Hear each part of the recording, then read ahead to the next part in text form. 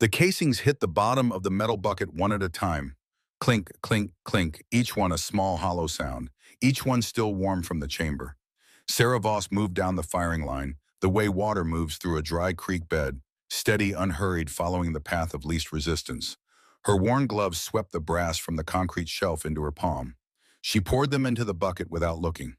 She had done this so many times that her hands no longer needed her eyes. The Nevada sun pressed down on Fort Karen like a hand on the back of your neck. It was the kind of heat that made the air above the range shimmer and ripple, turning the distant ridgeline into something that didn't quite exist. The kind of heat that made young soldiers squint and reach for their water bottles every 10 minutes. Sarah didn't squint. She had stopped noticing the heat a long time ago. The same way she had stopped noticing the smell of spent powder and hot metal, the same way she had stopped noticing that nobody on this range ever looked at her unless they needed something moved or cleaned. Behind her, boots scraped against the concrete platform. Voices carried the easy confidence of men who had never been told to lower them. "At 1,000 meters, said Master Sergeant Ray Decker, the bullet is already losing the fight. You're asking it to carry everything, your fundamentals, your environmental reads, your discipline, across a distance that wants to undo all of it. Humidity, density, altitude. The earth itself turning underneath the flight path." He paused the way men pause when they want to be sure everyone is paying attention. "That's why most shooters stop at 800. That's why your knee-jerk instinct is to call anything past 1,000 a lucky shot." Another pause. "That instinct is wrong, but it has to be trained out of you. It doesn't leave on its own." Sarah moved to the next position on the line. Clink, clink. Decker was 44 years old and had been a sniper instructor for 11 of those years. He had the kind of face that had been tanned, then weathered, then tanned again, until the lines in it looked permanent and earned. His record stood at 1,900 meters a shot taken in a valley whose name was still classified under conditions he described with precise detail whenever someone new came through. The detail never changed. He had told the story enough times that the edges were smooth. The 4 soldiers arranged behind him were from the 3rd Infantry's Advanced Marksmanship Program. Young faces, clean uniforms. The kind of eager attention that would either sharpen into something useful or fade into routine within the next 18 months. Corporal Britton stood at the near end, arms crossed, grinning at something Private Lundeen had whispered. Lundeen still had the look of a man who had not yet done anything he would remember for the rest of his life. Specialist Garrett stood slightly apart from the others. He always stood slightly apart. Not from arrogance, more like a man who had learned early that the best view of a room is from the edge of it.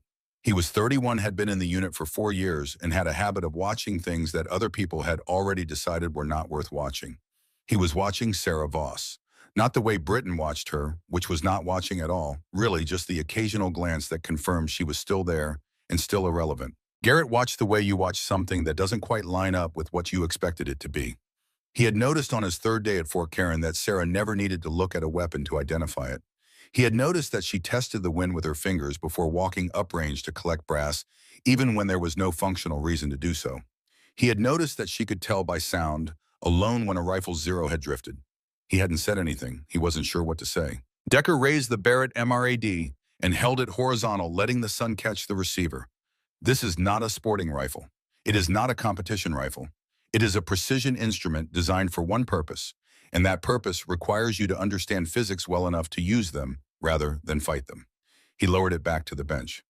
"Questions so far?" It wasn't really a question. Britton uncrossed his arms. "What's your longest confirmed shot?" Sergeant Decker smiled the way men smile when they have been waiting for exactly that question. 1,920 meters. Confirmed. Witnessed. Logged. He let the number hang in the air for a moment. "Anything past 2,000 meters is where marksmanship ends and something else begins. Most people want to call that something else luck." He shook his head slowly. "I call it beyond practical application. You win battles inside 2,000. Past that, you're doing something that requires more from the shooter than any reasonable mission should ask." Clink, clink, clink. Sarah moved to the next position. She reached for a casing that had rolled against the back edge of the shelf and had to lean slightly to retrieve it. The movement was quiet, unhurried. Decker glanced over his shoulder. It was the kind of glance that doesn't start as anything a reflex, a shift of awareness triggered by peripheral motion. But it stayed longer than it should have. His eyes moved from Sarah's back to the bucket of brass in her hand, then back to the line. "What about her?" Britton said, grinning now. "She's been back there the whole time. Maybe she's been learning something." The group turned. Sarah straightened slowly. She did not turn around immediately. She finished depositing the casing in the bucket, set the bucket down against the side of the bench with a small metallic sound, and then turned. Her face was 42 years old in the way that matters, not aged badly but lived in. Sunlines at the corners of her eyes, a jaw that had learned how to hold itself level when everything around it was going sideways. She looked at Britton for exactly 1 second, which was 1 second longer than she needed to establish that she had heard him, and then she looked at Decker. Decker's expression had shifted, not into cruelty, something closer to performance. He had an audience and something had just offered itself as a useful demonstration. Britton has a point, he said, using the comment as a stepping stone. Every soldier on this base gets marksmanship training. Doesn't mean anything past that. He tilted his head. You ever fire anything bigger than the qualification course, Voss? Some, she said. The word landed flat and factual the way a stone lands when you drop it from waist height. No arc, no drama. Britton snorted. Lundin looked down at his boots, but his mouth was moving slightly, which meant he was suppressing a smile. Decker picked up the thread. Some shooting. He repeated it back to her with the careful, deliberate pace of a man translating from a language he finds amusing. What does that mean exactly? Qualification range 300 meters, paper targets. Longer than that, Sarah said. How much longer? Depends on the day. Decker exhaled through his nose, half breath, half laugh. He turned back to his group, letting them enjoy it. Here's the thing, he said, and his voice took on the tone of a lesson rather than a joke, though the line between them was thin. There's a difference between someone who has fired a rifle and someone who understands what firing a rifle at distance actually demands.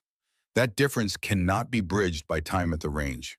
It can barely be bridged by formal instruction. He gestured toward the ridge at the far end of the complex. Anyone can pull a trigger. Not anyone can own the consequence of it. Sarah said nothing. She picked up her bucket. She moved to the next position on the line. Decker watched her for a moment. Then something shifted in him, a decision made in the space between two heartbeats, the kind of decision that announces itself as a reasonable idea and reveals its actual nature only in hindsight. All right, Voss, he said, let's do something useful. She stopped moving. I'll set a target on Ironcrest Ridge. He pointed toward the jagged rise at the far end of the complex, barely visible through the heat shimmer. 4,000 meters, you get one shot with the Barrett. Hit the plate and I'll write you a commendation myself. He paused. Miss and everyone here has a clear picture of what separates the people who collect the brass from the people who make it. Britton was grinning fully now. Lundin had his phone out but wasn't sure yet whether to film. Garrett looked at the ridge, then at Sarah. Sarah stood with the bucket hanging from her left hand and looked at Decker for a long moment. Not at the ridge, not at the unit, at Decker specifically. The look was not hostile. It was the look of someone taking an accurate measurement. What round are you running? She said. Decker blinked. What? Your ammunition. What are you running? The grin on Britton's face did not disappear, but it lost some of its certainty, like a structure that has had one support quietly removed. Decker's voice came back steadier than he felt. 300 grain Sierra Match King. 375 Chaytek. Sarah nodded. Ballistic coefficient. The word landed the way technical language always lands when it comes from an unexpected direction, slightly wrong footing, requiring a moment of recalibration. Decker was not a man who was often required to recalibrate. .670, he said. G1. Muzzle velocity? 2650. This barrel runs a little slow. Twist rate. Decker hesitated for just one beat. 1 in 10. Sarah set the bucket down. She did not set it down like a person giving up. She set it down like a person who no longer needs both hands for everything else and is now going to use them for something specific. The Coriolis effect at 4,000 meters, roughly northwest-facing shot at this latitude, will give you approximately 1.2 moe of eastward drift on top of your standard spin drift, she said. The thermals off that ridge will be inconsistent until the sun moves another 30 degrees.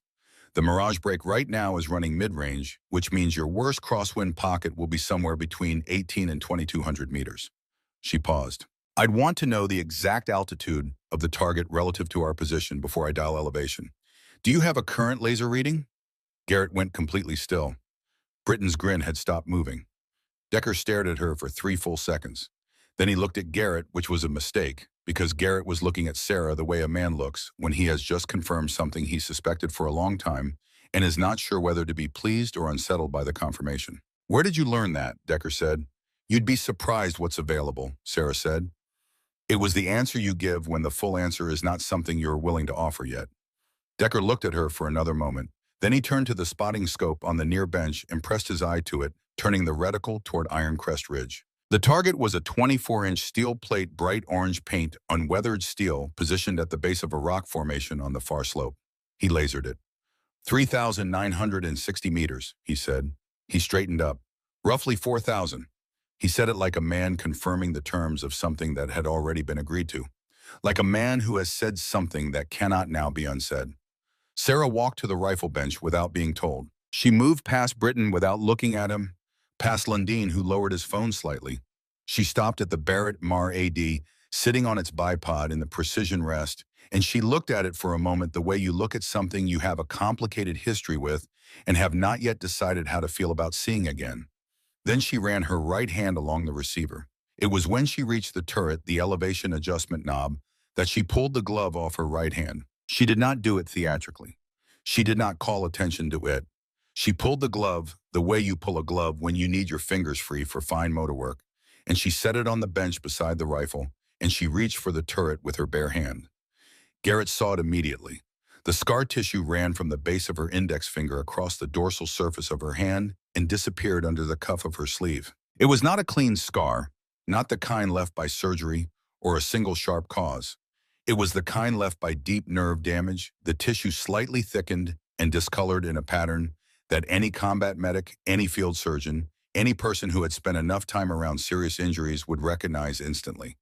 The kind of damage that doesn't heal back to what it was. The kind that requires you to build a new way of doing everything your hand used to do without thinking. Garrett's eyes dropped to her index finger, then to her middle finger. The index finger rested away from the trigger guard. The middle finger was the one that would take the weight. He understood then, not partially, not approximately, but completely what he was looking at. She had not learned a workaround. She had rebuilt the entire technique from the ground up, adapting a fundamental of marksmanship that most shooters never examine because they never have to, because the original way works well enough, because nothing has ever forced them to question it. She was preparing to take a 4,000-meter shot with a rifle she had never fired in crosswinds. She was still reading with a right hand that could not perform the standard trigger press. And she was doing it as if this were simply what the situation called for. Britton had not seen the hand. He was still looking at the ridge, already composing in his head the version of this story he would tell later, the version where the punchline was the missed shot and the moral was obvious. Lundin had his phone up now filming, though he wasn't entirely sure what he was filming or why he felt it mattered.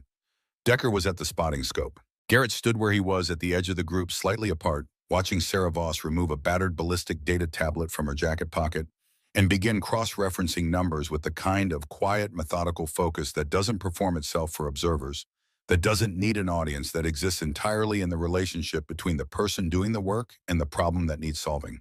She wet her finger and held it in the air. She looked at the nearest range flag, then the middle flag, then the far flag, the one that always lagged in shifting wind because of how it sat in the lee of the concrete berm. She pulled a notebook from her other pocket. The cover was worn smooth from use, the corners soft. She opened it to a page marked with a folded slip of paper and ran her finger down a column of handwritten figures, drop tables adjusted for density altitude, cross-referenced against the tablet solution. 48 feet of drop, she said quietly. Roughly. Depends on the mid-range wind pocket.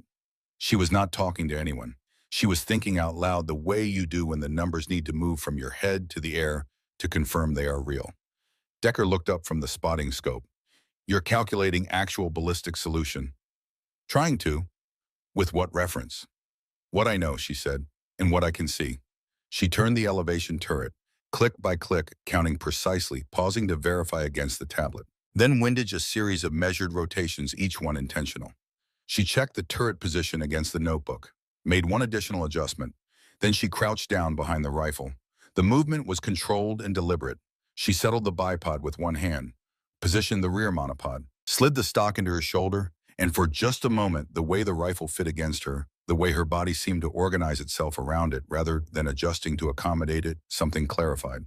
The rifle had not changed, but the person behind it had become someone it recognized. She closed her eyes, not from nerves, not from hesitation. She was finding natural point of aim, letting her skeleton take the weight rather than her muscles, which would fatigue and shift and introduce error.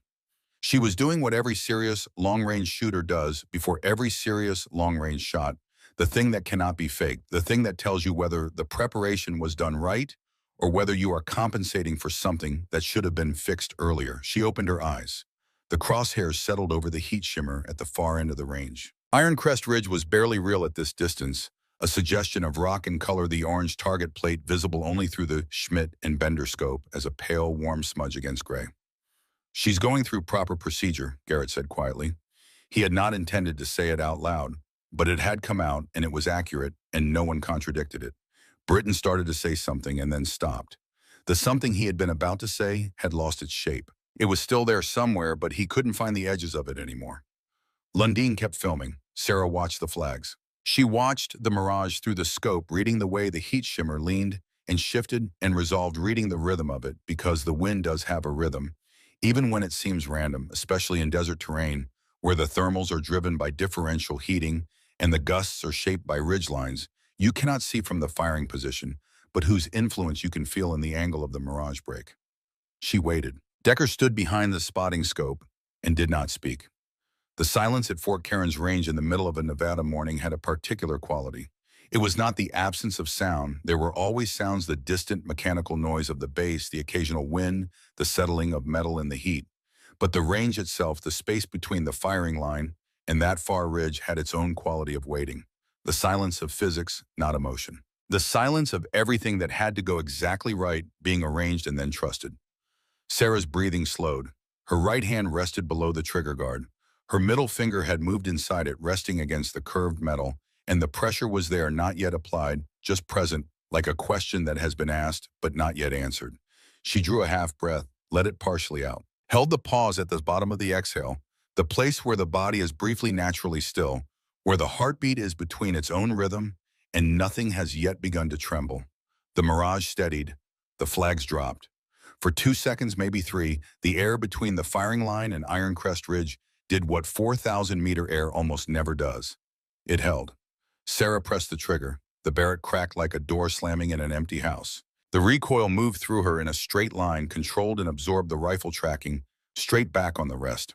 A small cloud of disturbed air and dust bloomed along the muzzle. Then silence again. The bullet was in the air. 7 seconds is a long time when you are waiting. Decker had his eye to the spotting scope before the muzzle blast had fully dissipated. His hands made fine adjustments to the focus. His eye was already aligned. Britton had stopped grinning. Lundin's phone was pointed at the ridge. Garrett counted quietly under his breath. Not because he needed to, because it was the only thing to do. 1, 2, 3. Sarah's right hand had dropped below the bench. She was holding it there out of the line of sight. Her jaw was set, not against the weight, against the trembling that had started in her forearm the moment the tension of the shot released. The nerve damage that had been behaving itself during the preparation, during the cold, controlled application of pressure, had taken the recoil as an occasion to remind her of its terms. The trembling was not violent. It was precise and continuous and entirely unwelcome.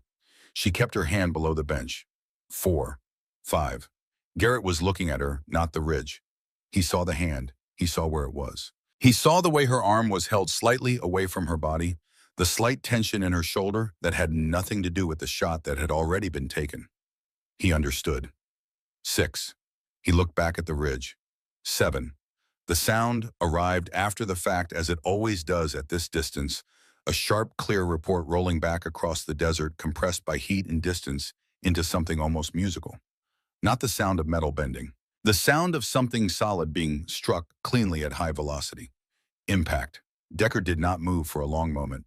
He stayed at the spotting scope, his eye pressed against the lens, the crosshairs sitting on the orange plate at the base of Ironcrest Ridge. The plate was still swinging. It swings when it is hit cleanly. It swings from the center, not from the edge, and this one was swinging from the center. His hand came up slowly and rested on the side of the scope without gripping it, as if he needed to hold on to something without letting anyone see that he needed to hold on to something.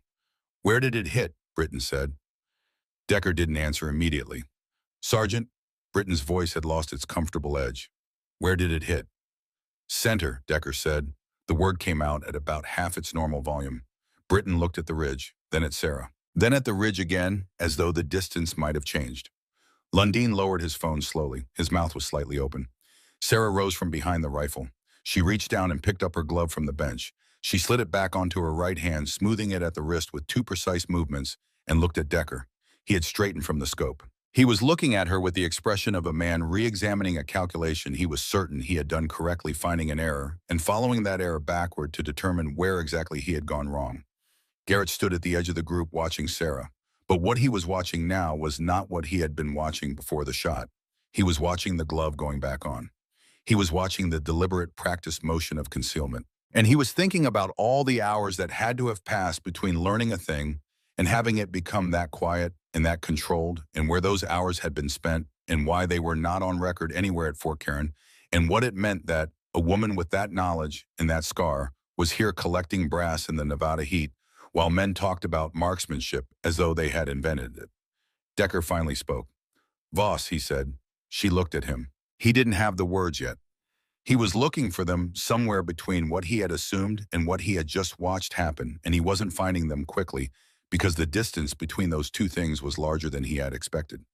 "How long," he started, then stopped. "Then, how long have you been doing this?" Sarah picked up the bucket. "A while," she said. She moved to the next position on the firing line. Clink, clink, clink.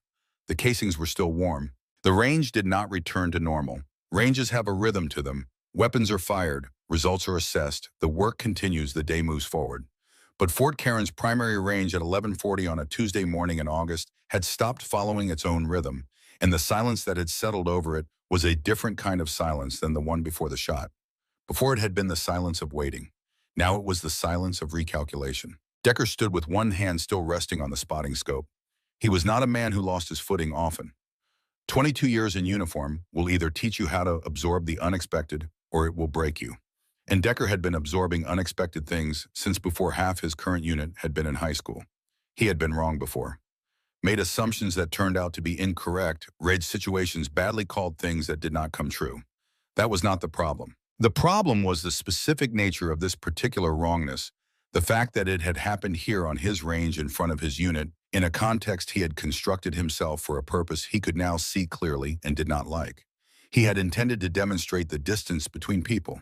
He had demonstrated something else entirely. Britton had moved to the far end of the bench and was studying the downrange target as though he might find an alternative explanation in the heat shimmer if he looked long enough.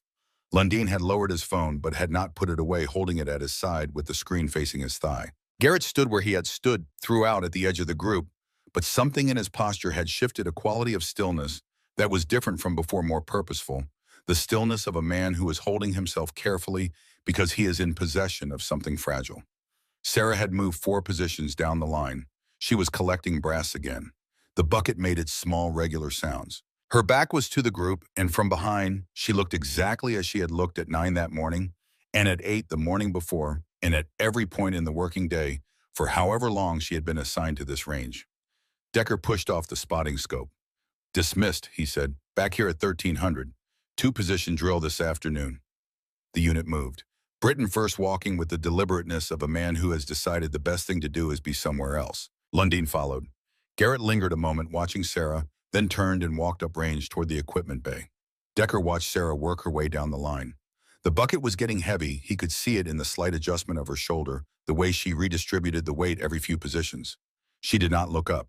She moved with the complete self-sufficiency of someone who has long since stopped expecting acknowledgement and has built a life that does not require it. He walked up range.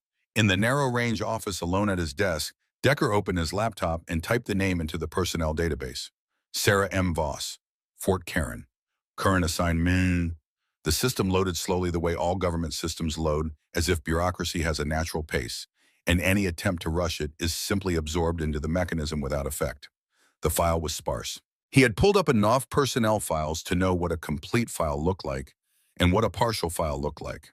This was a partial file, not incomplete in the way of a new soldier who hadn't yet accumulated a record, but incomplete in the specific way of a file that has had things removed or rerouted, where the sections are present, but thin where the narrative skips over stretches of time that should contain something. Current assignment: facilities and range maintenance, Fort Karen, Nevada. Assigned 2017.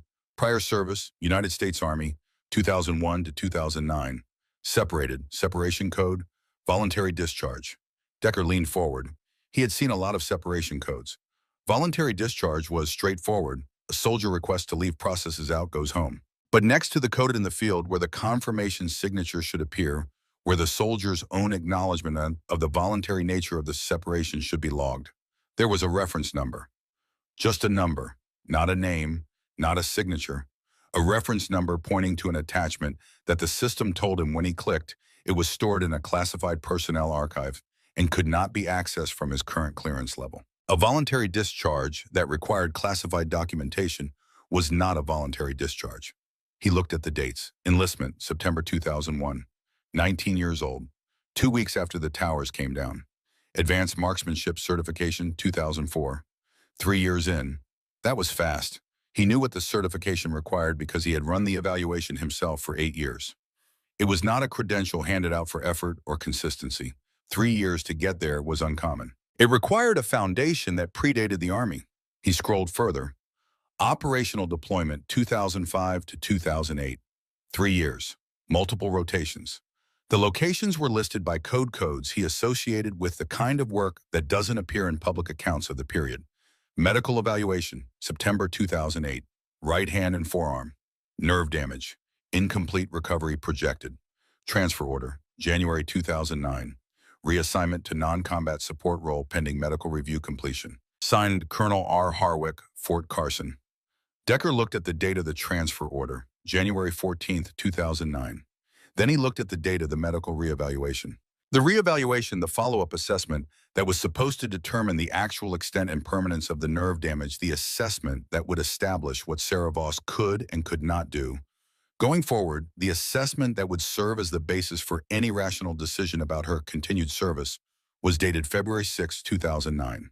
3 weeks after the transfer order, he read the dates 3 times separately to make certain he was not misreading them. The transfer order, January 14th. The medical reevaluation, February 6th.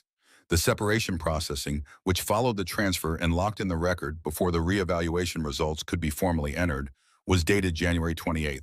She had been moved out before anyone knew what she was capable of recovering. The reevaluation had been completed. The results existed somewhere in that classified attachment. But by the time the results existed, Sarah Voss was no longer an active soldier. She was being processed out of the Army under a voluntary discharge code that bore no signature, and the assessment that might have changed that outcome had been conducted on a person who was already, for all practical purposes, gone. Decker closed the laptop. He sat for a moment in the narrow-range office with the sounds of Fort Karen coming through the walls. Then he opened the laptop again and stared at the dates and thought about the orange plate on Ironcrest Ridge swinging from its center point, and about the glove going back on, and about the woman who had just done the most technically demanding thing he had witnessed in 22 years of military marksmanship, instruction, and who was currently outside this building, collecting spent brass in a bucket. He requested secondary access through his own service record. He had a clearance that could reach certain archived operational data without formal classification review, a residual from his time as a range intelligence liaison that had never been formally revoked. He navigated to the operational logs from 2005 through 2008 and searched for the name. The record was 3 lines long, shot confirmation, classification level restricted, date March 2007, location redacted, distance 2,600 meters, confirmed by redacted. Shooter Voss, Sarah M.C. W.2 candidate, Chief Warrant Officer candidate. She had been 25 years old. He sat with that.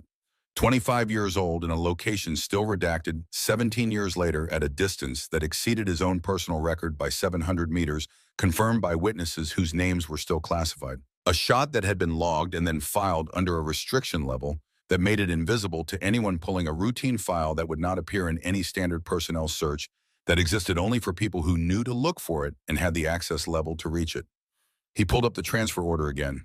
Colonel R. Harwick, January 14th, 2009. He searched the name. Harwick was currently assigned to Fort Karen as installation commander, had been for 3 years, had transferred in from Fort Carson, which was where the original transfer order had been signed. He had been here the entire time Sarah had been here. Decker looked at that for a long time. He thought about what would have happened if the reevaluation had come first, if the full extent and trajectory of the nerve damage had been assessed before the transfer order was signed, if the results had been entered into the record before the separation was processed. If Sarah Voss, at 27 years old with a confirmed 2,600 meter shot in a classified operational context, and an advanced marksmanship certification earned in 3 years, had been evaluated on the basis of what she could do rather than on the basis of a field assessment that was inconvenient for reasons that had nothing to do with her hand. He thought about what a different version of the last 15 years might have looked like for her. He closed the laptop and went back to the range. Sarah sat on the shaded side of the concrete berm at the far end of the range, her back against the warm stone, the bucket of brass on the ground beside her. She had her right hand in her lap, palm up, watching the trembling that was still moving through her fingers in slow, irregular pulses. It was tapering. In another 20 minutes, it would be gonna replaced by the dull ache that lived in the base of her palm and the inside of her wrist, and that she had learned to treat as background noise the way you learn to treat the sound of traffic outside, a window present, acknowledged, no longer worth turning toward. She had known when she pressed the trigger that this would happen. The nerve damage had a relationship with sustained tension that she understood precisely because she had mapped it over 15 years of learning what her right hand would and would not do. Fine adjustment work could be sustained for moderate periods if the conditions were right. But the combination of sustained fine motor control and the sudden shock of recoil, that combination made a demand that the damaged tissue could not meet without consequence. She had known that before she lay down behind the rifle. She had lain down behind it anyway. There was a version of this she could explain to someone who understood nerve damage and the specific mechanics of precision, shooting a version that would make rational sense in terms of risk assessment and realistic outcome evaluation. But there was another version underneath that one that she did not explain to people because it did not translate well into rational terms. She had wanted to take the shot, not to prove anything, not to anyone watching. She had passed the age when other people's opinions of her capability felt like something worth spending energy on. It was something older than that, something that lived in the part of her that had spent 3 years in her 20s learning what her body could do when it was trained and trusted and used as the instrument it was meant to be, and had then spent the 15 years after that carrying that knowledge around without occasion to use it the way you carry a language you no longer speak, present intact, gathering no evidence of its own existence. She thought about Dale. Not the lesson she never thought about it as a discrete event, a scene with a beginning and end. She thought about his hands.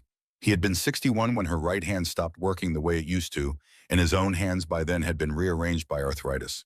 The joints stiffened and enlarged, the grip weakened to a fraction of what it once was. He had sat across from her at the kitchen table in his house in Arizona with a disassembled trigger mechanism between them and said without preamble, without sympathy, that wasn't useful, the finger doesn't matter. Your breath is the real shot. Everything else is just the mechanism the breath uses to become action. She had not believed him immediately. She had believed him after about 8 months of working it out. She flexed, her right hand slowly opening and closing it, feeling the ache move through its familiar channels. The trembling was almost gone. She would be able to work the rest of her shift without anyone seeing it. She heard boots on the concrete path before she saw who it was. Garrett came around the end of the berm and stopped when he saw her. He looked at her right hand, then at her face. He did not pretend he hadn't looked at the hand. I saw it, he said. During, after. I know, she said. Does it do that every time? Not every time. This rifle, that distance, the combination. He sat down on the berm ledge, leaving space between them. He was looking out across the range, the heat shimmer rising off the concrete, the distant orange plate on Iron Crest Ridge still barely visible. I'm not going to tell anyone, he said. You don't have to tell me that. I know, I'm telling you anyway. She looked at him for a moment. He had the quality of a person who is used to sitting with difficult information and not knowing immediately what to do with it. She recognized it because it was a quality she had developed herself. You've done this before, he said. Not just training, something real. It was not a question. Once that mattered, she said. He nodded. He seemed to understand that once that mattered was doing a lot of work in that sentence and was not an invitation to ask for specifics. There's something wrong with your record, he said. She turned and looked at him directly. Something missing, he continued. I don't have access to your file, but I've been here 4 years and I know what a complete record looks like next to an incomplete one. Someone with your background, even with the discharge, it shouldn't look the way it probably looks. You don't know what it looks like? No, he said. Decker does. She said nothing. He pulled your file, Garrett said. 20 minutes ago. I saw him in the range office when I went to log equipment. Sarah looked back at the ridge. She had known on some level that this was a possibility the moment she stepped away from the bucket and toward the rifle. Not this specific sequence of events, but the general shape of it, that a shot like that would create a disturbance in the surface of things, would raise questions that would need to go somewhere, would make visible what had been invisible. She had not taken the shot because she wanted to open those questions. She had taken it because Decker had offered the chance and because her body had known what to do and because 15 years is a long time to carry something without occasion to set it down. What he finds, Garrett said carefully, depends on what's there to find. He'll find a voluntary discharge, Sarah said. That's what it says. Is that what it was? She looked at her right hand. The trembling was gone. The hand was still lying flat in her lap, looking like any hand if you didn't know what to look for.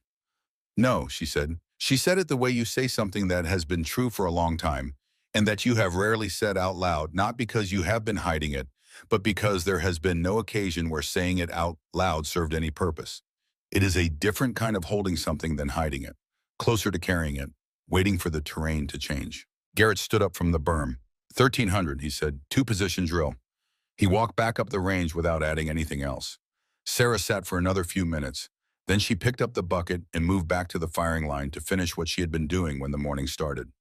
Decker found her at the far end of the line. He stopped a few feet from her. She turned and looked at him with the same level, accurate look she had given him that morning, the one he had read as nothing interesting and that he now read differently. I pulled your file, he said. She waited. The separation record, he said. There's no signature. She looked at him steadily. And I found a restricted entry, he continued. March 2007, location redacted, distance 2,600 meters. Something in her face shifted.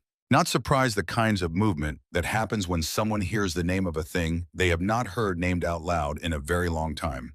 The kind of shift that happens in the chest before it reaches the face and that reaches the face only slightly. She said nothing.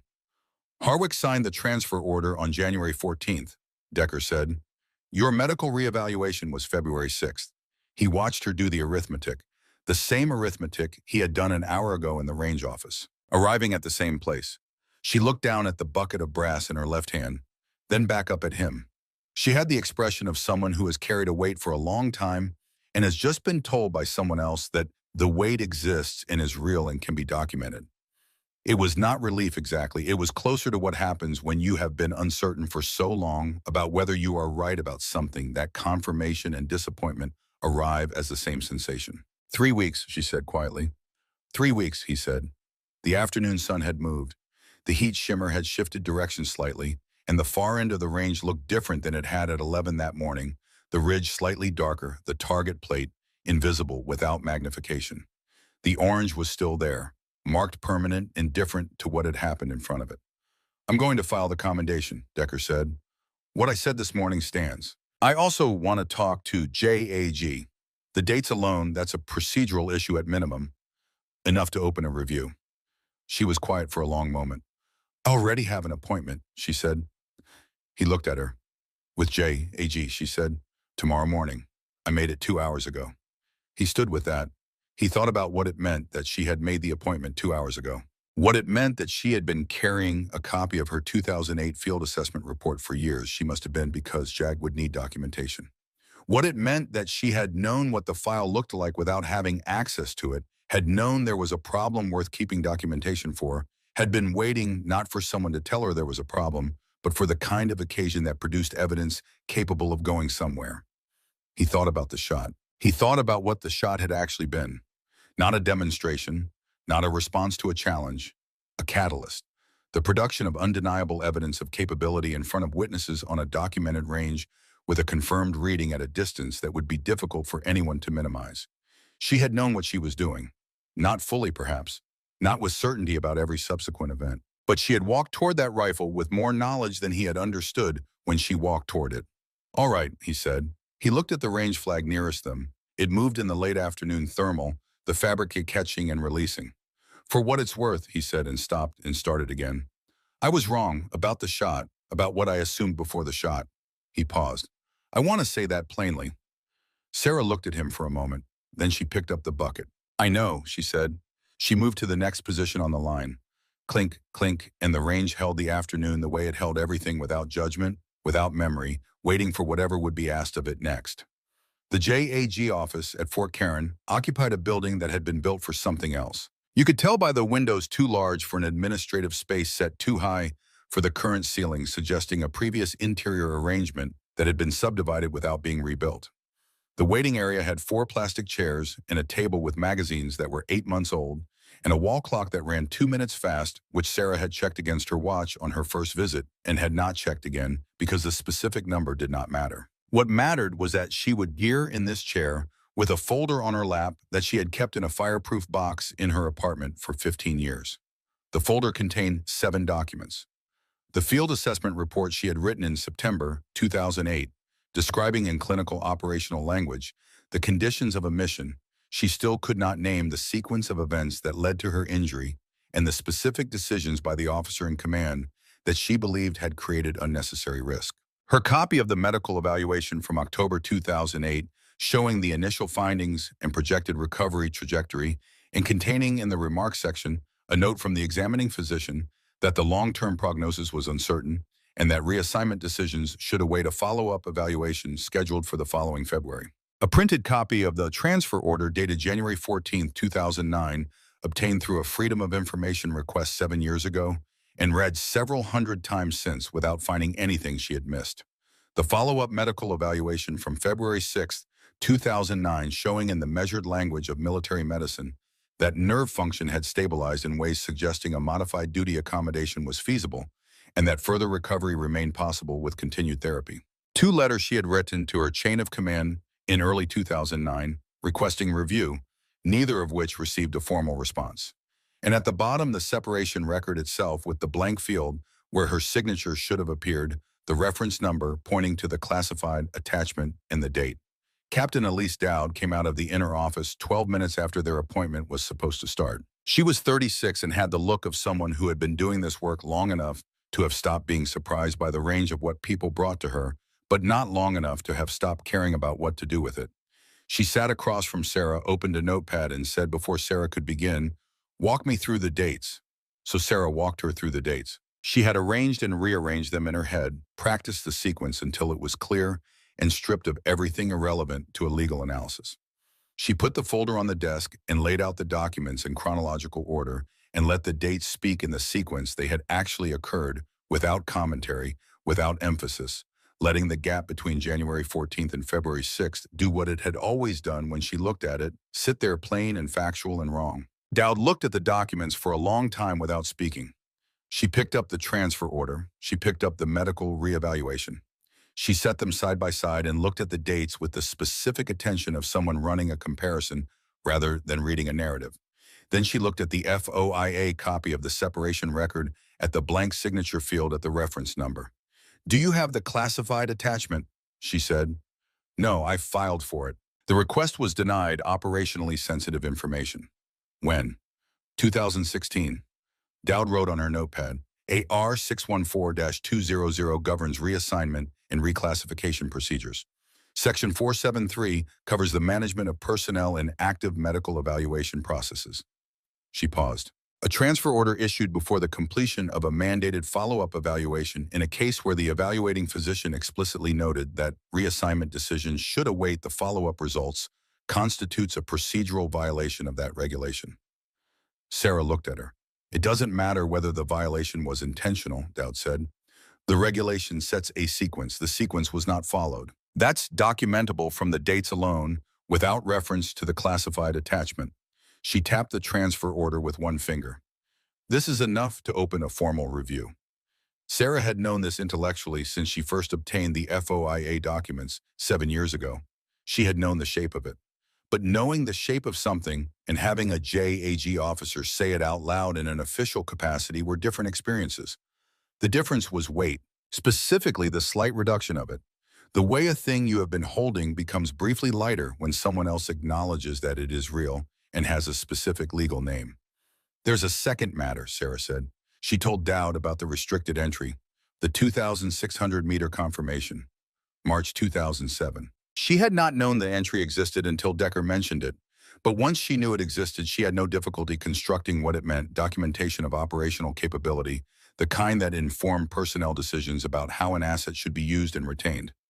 Documentation filed under a restriction level that made it invisible to anyone conducting a routine review of her case. If that entry existed and was accessible, she said, And if the officer who signed the transfer order had the clearance level to access it, the question of whether the transfer constituted negligence or something deliberate becomes a different question.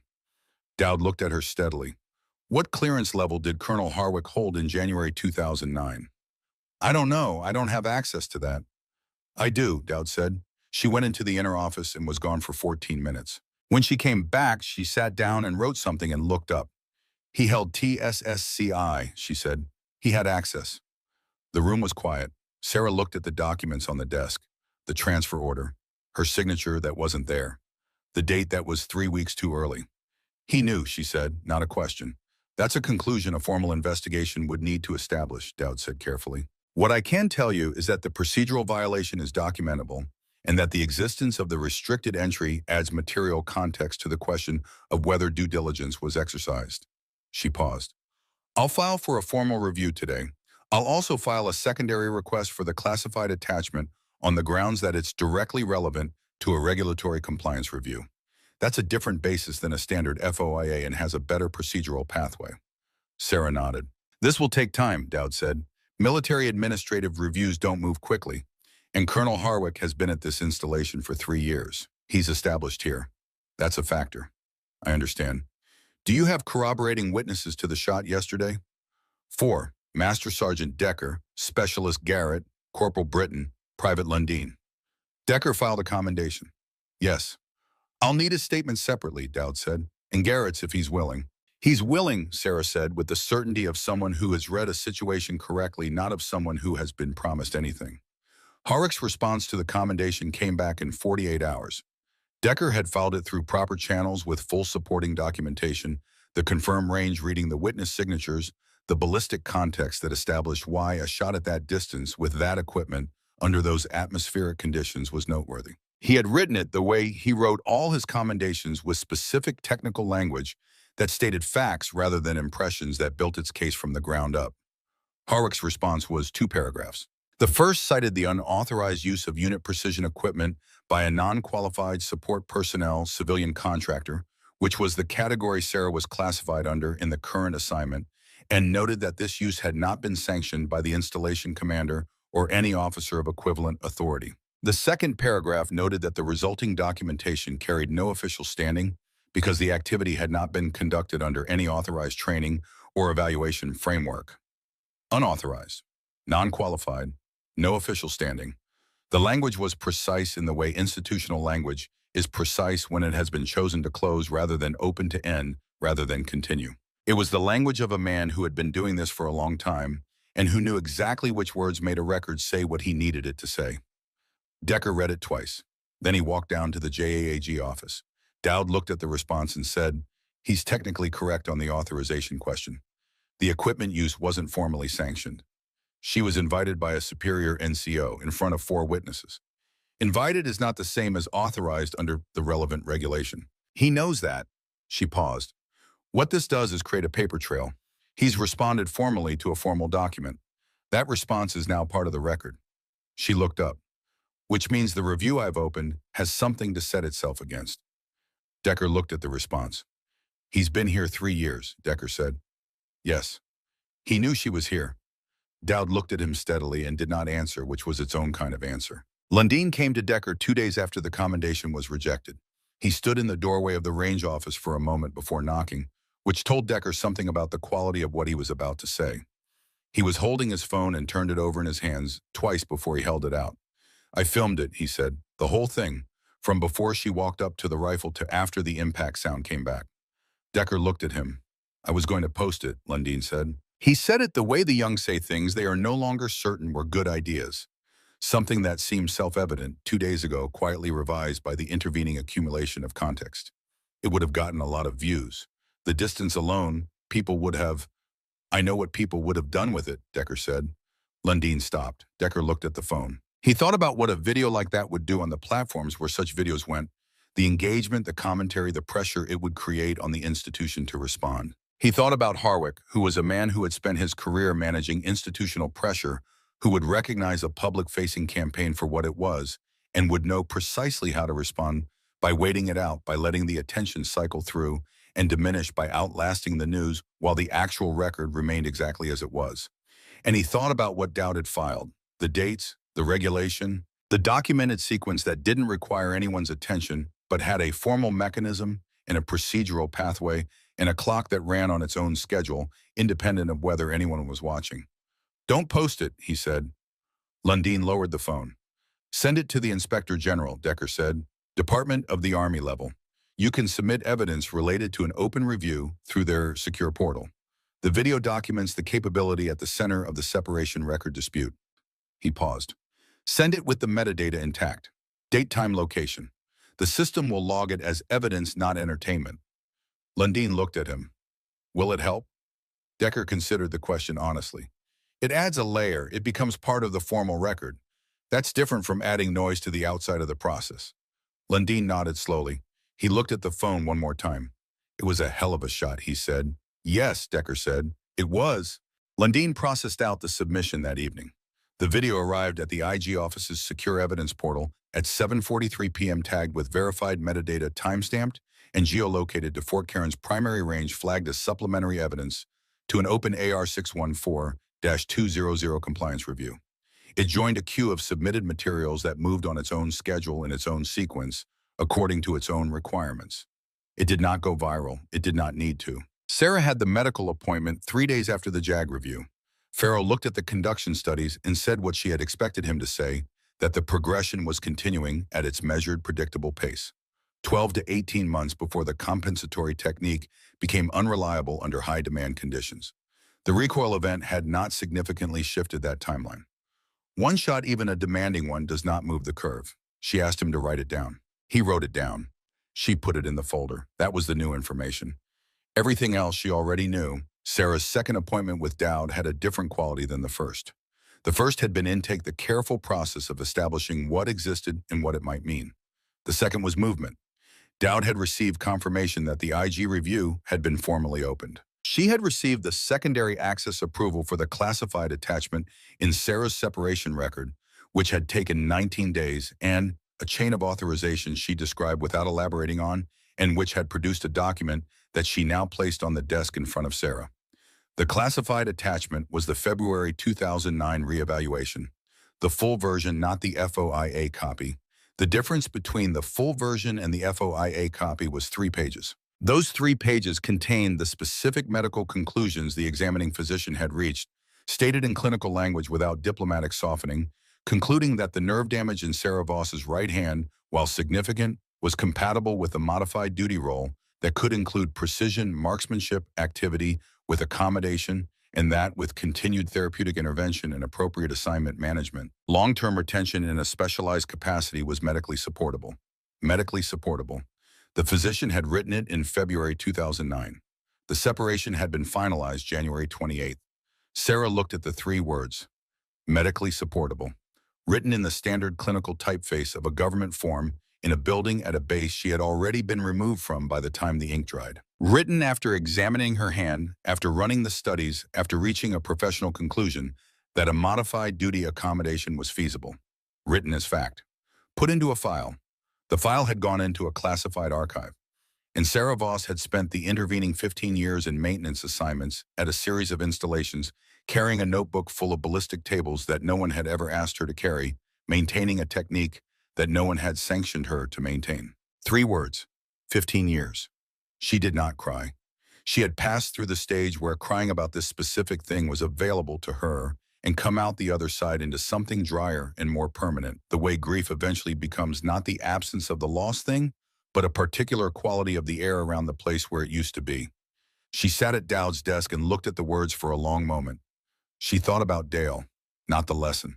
Just his hands and the way he had handed the trigger mechanism across the table without ceremony, and the way he had said what he said, and as though it were simply the next true thing, which was what it was. She thought about what he would have said if she had shown him these 3 words. She thought he would not have said anything, actually. She thought he would have read them and nodded and handed the page back and said something like, well then. The way he said things when the thing being acknowledged was both obvious and long overdue. Well then. She put the document back on the desk. He had this, she said, not asking. He had access, Dowd said precisely. Whether he read it is a question for the investigation. But the access is documented, and the timeline is documented, and the regulation is clear on what the timeline required. She looked at Sarah. The IG investigator has requested Harwick's electronic access records for the relevant period. Those records will show whether and when he accessed the reevaluation. Sarah sat with that. She thought about Harwick signing the transfer order on January 14th. She thought about the field assessment report she had written in September 2008, the one in the folder, the one that said exactly what had happened, and she thought about the specific quality of a man who had read that report and then moved quickly and deliberately to foreclose the institutional pathway that might have produced consequences for him.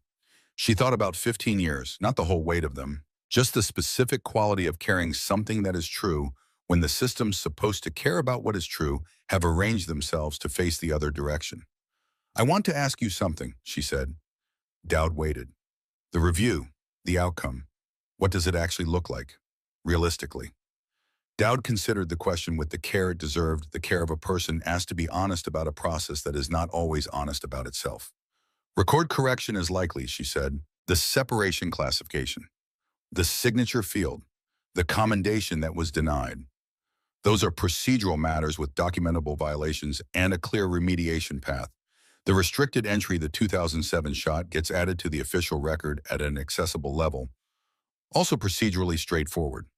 And Harwick. Dowd was quiet for a moment. The investigation is active. If the access records show what the timeline suggests, the investigator has authority to refer for disciplinary proceedings. She looked at Sarah directly. Military administrative proceedings move at their own speed. He is not going to be removed tomorrow. He may not be removed at all in the sense that removal implies. What is more likely is a formal record of the finding and assignment consequences commensurate with what the evidence supports. Another pause. That is not the same as nothing. It is also not the same as the full accounting you might feel is owed. Sarah looked at the documents on the desk. No, she said quietly, it's not. She picked up her copy of the full reevaluation and held it for a moment.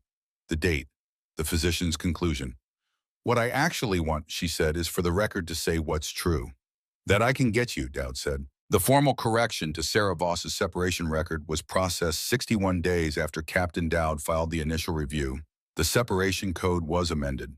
The blank signature field was annotated with a notation that the original voluntary classification was unsupported by documentation and had been reclassified pending the outcome of the ongoing investigation.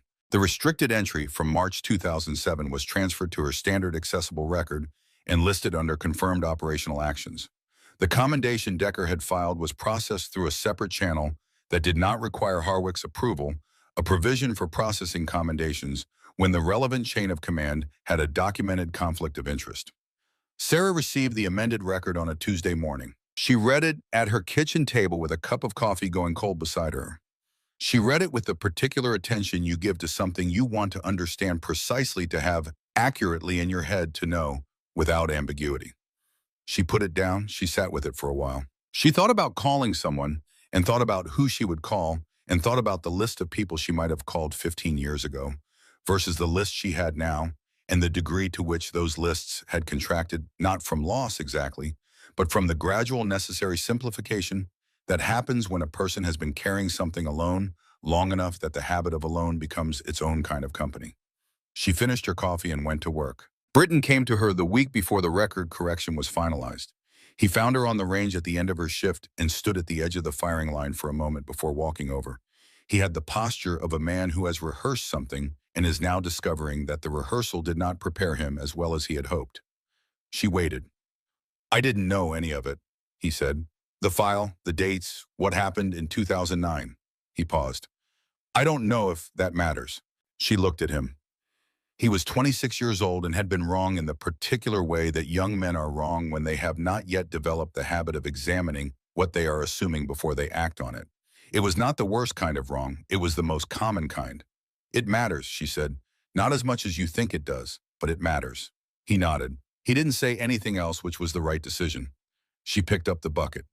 You're a decent shot, she said. Work on your win calls. He blinked. Then he nodded again, and this time there was something in it less rehearsed and more genuine, the nod of a person who has been given something small and specific and useful instead of what they were braced to receive. He walked back up the range. She watched him go for a moment. Then she went back to work. 3 weeks after the record correction, Decker came to her with an offer. He had heard from the sniper school curriculum coordinator at Fort Liberty. The confirmed 2007 entry was now in the accessible record, and the distance had caught attention in the community that paid attention to such distances. The position was not a formality. It was a real position, with a real curriculum instructing students in the specific body of knowledge that Sarah had spent 15 years maintaining in a notebook in her jacket pocket. Decker told her on the range in the same afternoon light coming across the concrete, at the same angle it always came. He told her plainly without making it more than it was, which was an opportunity, not an obligation. She listened to the whole thing. Then she said no. He looked at her. "My hand won't hold the standard for the next 18 months, she said. "And I won't teach what I can't demonstrate, not because of pride. Because a student in a precision school deserves an instructor who can show them the thing, not describe it." She paused. "When I can't show it anymore, I'm not the right teacher for it." He was quiet. "There's another offer," she said. "I've been talking to Halcourt Industries. They're developing an extended range cartridge, and they want a ballistics consultant. Independent contract. I set my own schedule. I work with their engineers on the data side flight, path modeling, atmospheric compensation tables, real-world validation testing."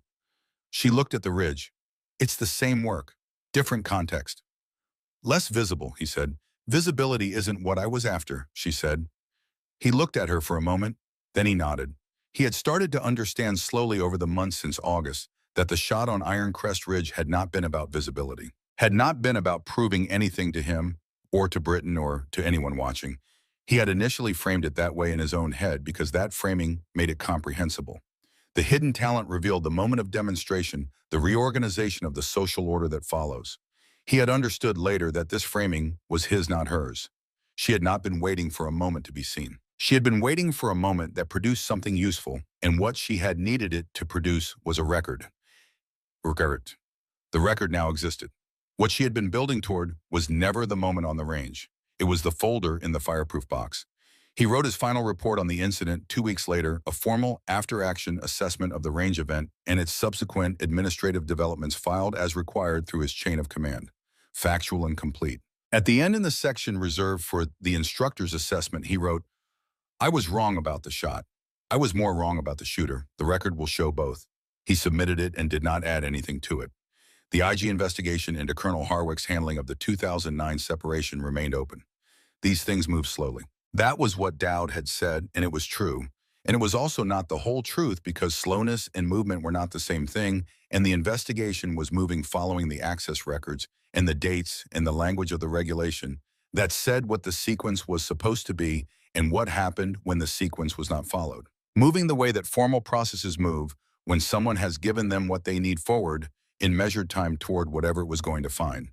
Sarah did not follow its progress closely. She had made her statement. She had provided her documentation. The process was doing what processes do when someone has given them what they need. She had done her part. The rest was not hers to carry. On her last day at Fort Caron before her contract ended, she worked the morning shift on the primary range. The unit was running qualification drills.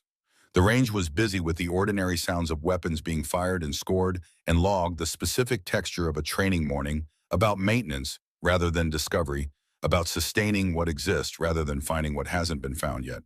She worked the brass collection the same way she had always worked it, steady, methodical, unhurried. Garrett came down the line at mid-morning and worked alongside her for a while without saying anything, picking up casings she had missed at the far edges of the bench, dropping them into the bucket with the small metallic sounds they always made. After a while, he said, "Halcourt's a good outfit." "I know," she said. "You'll be better than whatever they had before." "Probably," she said without vanity, just accuracy. He picked up a casing that had rolled against the back of the bench and examined it before dropping it in. "The shot's still being discussed," he said.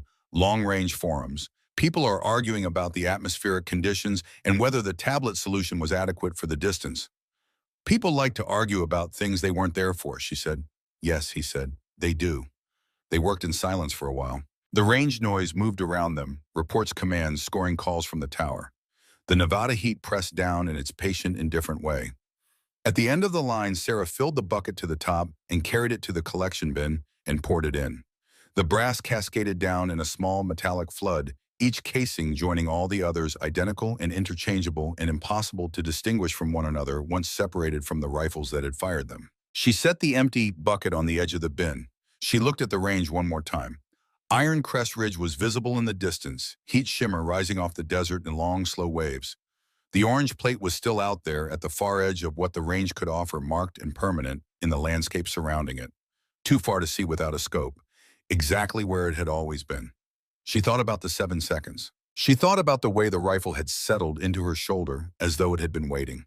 She thought about Dale's hands across a kitchen table and a trigger mechanism between them and the quiet certainty in his voice when he said the finger doesn't matter. She thought about a file that had said medically supportable while she swept floors and collected brass and kept her notebook current and waited not for rescue, not for recognition, but for the right moment to produce the right evidence in the right place. She thought about what it cost to carry something true in a world arranged to ignore it. She thought about what it cost to finally set it down. The accounting was not clean. It was never going to be clean. 15 years do not restore themselves because a record is corrected. The file that now said what it should say did not return a single morning or a single shot of the ones that had passed. It did not make Harwick answer for what he had done in any way that matched the scale of what the doing had cost. It did not reach back and give her what she would have built if the building had been permitted. But the record said what was true. And the truth documented and signed and entered and permanent was not nothing. It was, in fact, the specific thing she had been after. She left the bucket where it was. She walked off the range without looking back at it. The record said what it said. That was enough.